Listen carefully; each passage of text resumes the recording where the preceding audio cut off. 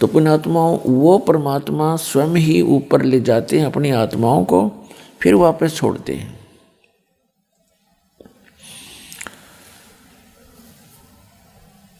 और फिर वो आकर के भगवान के विषय में जानकारी देते हैं।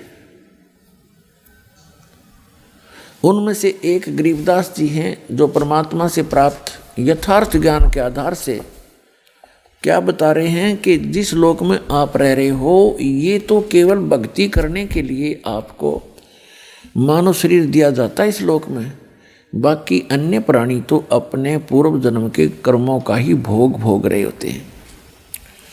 और आप सत भक्ति ना करके अन्य भक्ति करते हो या यहाँ बकवादों में लगे रहते हो तो उनके साथ कैसी कैसी घटनाएं घटी।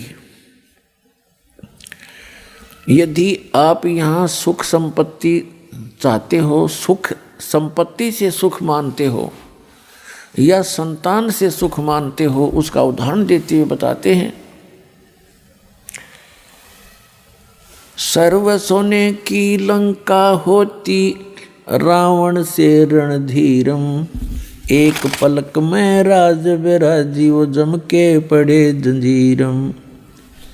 मन तो सुख के सागर बस रे भाई और ना ऐसा यस रे।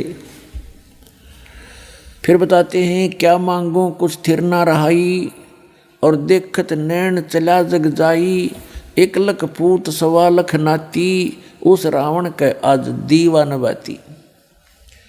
यदि आप यहाँ संपत्ति चाहते हो, बड़ी बड़ी हवेली बनाना चाहते हो, कई कई मंजिल की कोठियाँ बनाना चाहते हो और उसके ऊपर अच्छी मार्बल वगैरह लगा कर अपनी शान और शौकत बनाकर आप खुश हो, उसको संकेत देते हैं कि श्रीलंका का राजा जो रावण था उसने सोने के महल बना रखे थे, सोने की ईंटों से,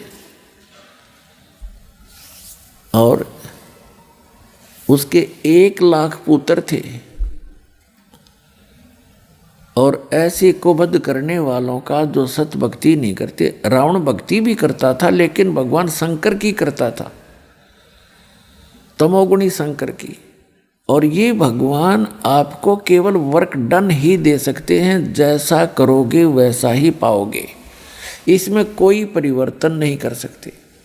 और वो समर्थ परमात्मा जो पूर्ण ब्रह्म है, सत्य पुरुष है, अकाल मूर्त है, वो कबीर देव है। कबीर साहब है जो काशी में बनारस में धानक रूप में आए थे।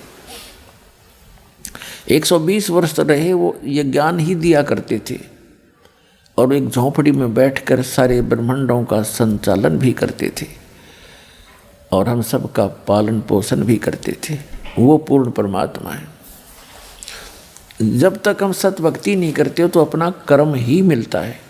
तो यहाँ याद दिलाना चाहते हैं, यदि तुम संतान ही परमात्मा से मांगते हो या आपको संतान प्राप्त है, बेटा और बेटी, उनकी अच्छी कोई व्यवस्था है, उनके बढ़िया रोजगार चल रहे हैं और आप निश्चिंत होकर बैठ गए हो, मूल उद्देश्य भूल गए हो भगवान का, तो आपकी भूल है।